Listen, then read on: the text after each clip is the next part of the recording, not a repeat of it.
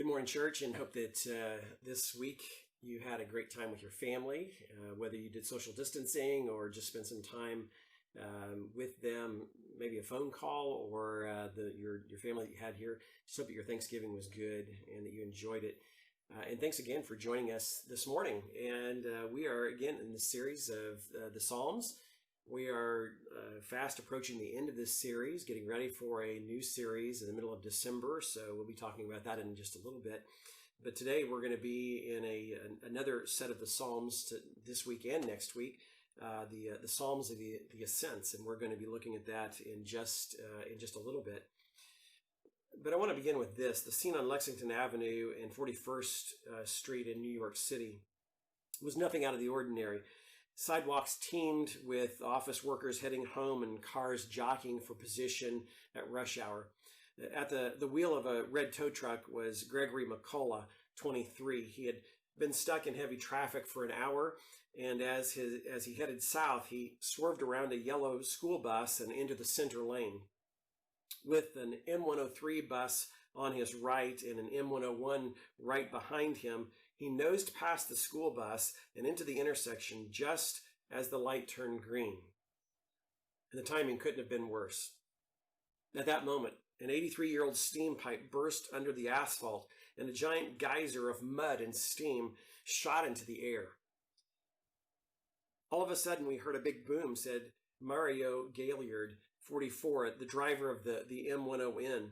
The red tow truck rises to the sky. It was above the bus. When it landed, I saw the big steam. On the M103, driver Randa Roca, 48, couldn't believe what he was seeing. The bus lifted a bit, and the tow truck started to come up, and I thought he was going to flip up and land on my lap. I thought, is this going to keep coming and take off my head? Then he just disappears, and all you saw was a gush of smoke and steam. By the time firefighters got to the scene, McCullough had freed himself from the vehicle, but he didn't escape unharmed. The 400-degree steam scalded 80% of his body, leaving him in critical condition at New York Presbyterian Hospital. You know, out of the depths of a New York City street came an earth-shattering and possibly life-ending blow to Gregory McCullough. For most of us, we have been on the receiving end of the harsh realities of life. Brokenness, frustration, hopelessness, failed relationships, financial hardships, and a host of difficulties hit us with the same crippling force and crushing blows of an 83-year-old steam pipe. The psalm before us is for when we feel we are in too deep in this thing we call life. And this is what the psalmist says. Out of the depths I have cried to you, O Lord. Lord, hear my voice. Let your ears be attentive to the voice of my supplications. If you, Lord, should mark iniquities, O Lord, who could stand? But there is forgiveness with you, that you may be feared. I wait for the Lord, my soul does wait, and in his word do I hope. My soul waits for the Lord more than the watchman for the morning, indeed, more than the watchman for the morning. O Israel, hope in the Lord, for with the Lord there is loving kindness, and with him is abundant redemption, and he will redeem Israel from all his iniquities. You know, as infected and death rates continue to soar in our nation and in other countries around the world, we know that this question is being debated in theological circles. Is the virus a judgment of God? Now, it may be the most common question asked since the pandemic began, at least for those that have a belief in God and have some kind of spiritual lean in their life. And even with the global search for a vaccine, the virus has shown the world the biblical truth of the fragility of life. The world, moving at breakneck speed, has come to a grinding halt. Isolation has replaced community. The desire for more has been usurped by the need to just make ends meet. Henry David Thoreau lamented of the human condition, "The mass of men lead lives of quiet desperation." It seems pain and despair personifies our whole culture. I mean, to debate the cause of the current pandemic is possibly an unanswerable question. We know that it's here, and we know that it's real. And so the psalmist joins us in doing the only thing we can do in desperate times: turn to desperate measures and cry to the only one who can help, the Lord. When was the last time we pleaded with God to hear our voices, to listen to our cries, and ask Him to show us mercy and favor? It was in his time of deepest need that the psalmist asks the question of the ages: if you, O Lord, were to keep account of guilty deeds, Lord, who could stand? I mean, from the fall of Adam and Eve to Pharaoh's obstinacy to Herod's prideful idolatry, divine judgments of the past and future come to those who refuse His word and His will. Deception, laziness, greed, hate, sensuality, strife. As humans, we can't and aren't just occasional sinners. We are habitual in a rebellion against God. We are guilty. It can be sobering to admit our propensity to sin. And so, how often do you sin? Let's say in an hour. And so for the sake of discussion, let's say 10 times an hour. 10 sins an hour times 16 waking hours times 365 days a year times the average lifespan of, let's say, 74 years. I'm rounding the total off to, about 4,300,000 sins per person. So the question we ask ourselves is, how do we plan to pay God for our 4.3 million sin increments? We are swimming in an ocean of debt. And the truth is, we are unable to answer God for even one of 1,000 of our offenses. The truth is, we can't justify ourselves before God. If God deals with us in strict justice, we're all done. In fact, if God could sharpie my iniquities at chalkboards the size of this building, couldn't hold the slash marks. Some people feel as if they have messed up their lives so completely, there is no hope for the future. They fear because of the past record that they've piled up, that God won't have anything to do with them. He won't hear their cry for help. But in verse 4, we see that God's grace is discovered. But there is forgiveness with you, that you may be feared. And so in all of our different approaches to God, there is forgiveness with Him through Jesus.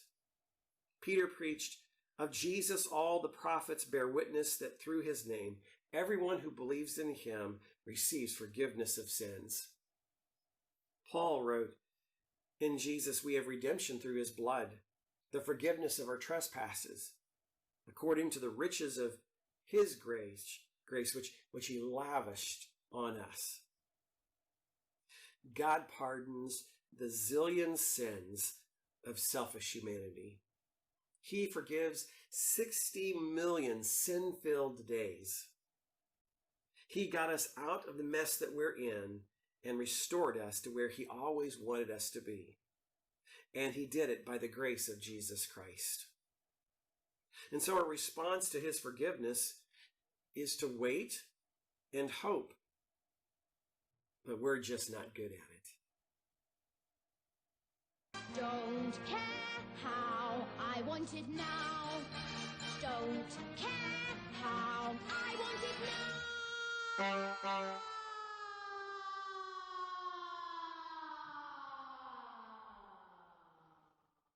She was a bad egg. Where's she gone? Where all the other bad eggs go. Down the garbage chute. Oh, the garbage chute. Where does it lead to? To the furnace. The furnace! Should be sizzled like a sausage. Well, not necessarily. She could be stuck just inside the tube. Inside the... Hold on! Veruca! Sweetheart! Daddy's coming!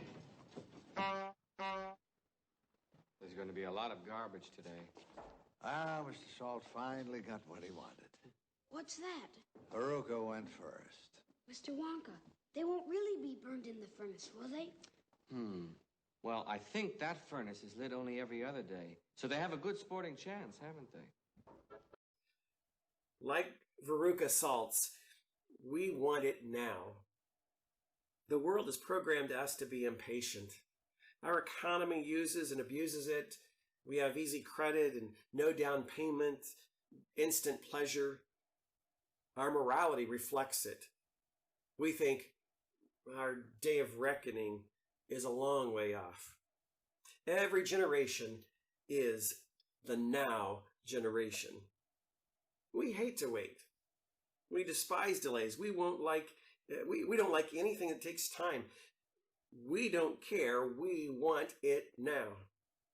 We want overnight success or instant wealth or quick solutions to our problems, rapid recovery from illnesses. But the reality of life is we spend a large part of our lives just flat out waiting. And spiritually, there's always a period of time between sowing and reaping, asking and receiving, vision and fulfillment, conception and birth. All of these things require us to wait. So the question we ask ourselves this morning is, what are we waiting for God to do in our life?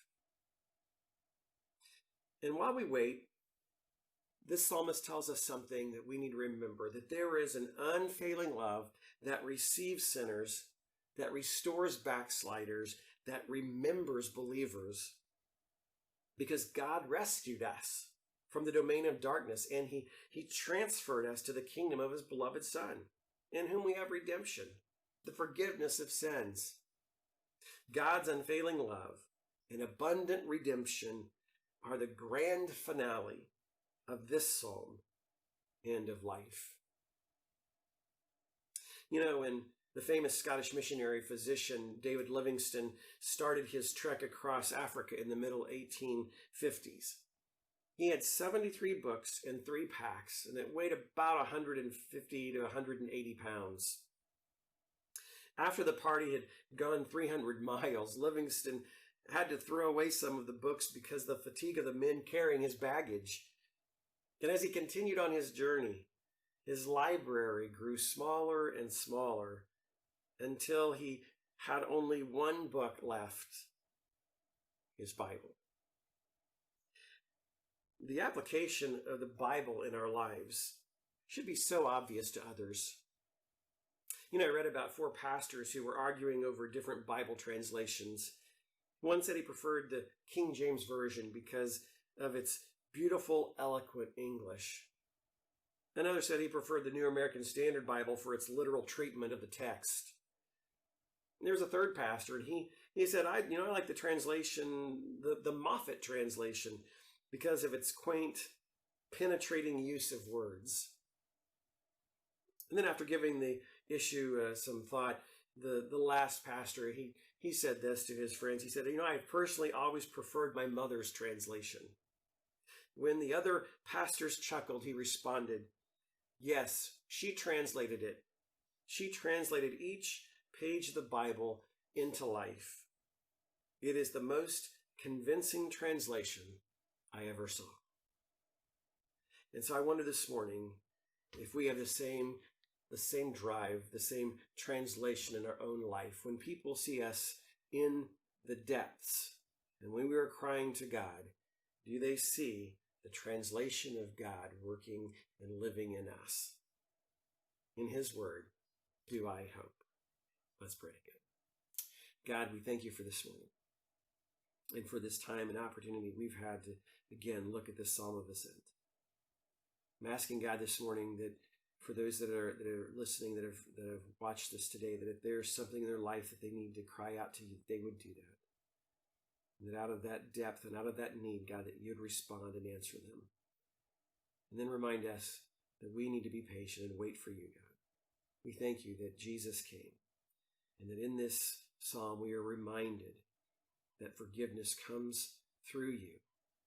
And we're reminded, God, that Jesus is the one that brought redemption, that paid the price, that brought us salvation and forgiveness. And we pray this in his name. Amen.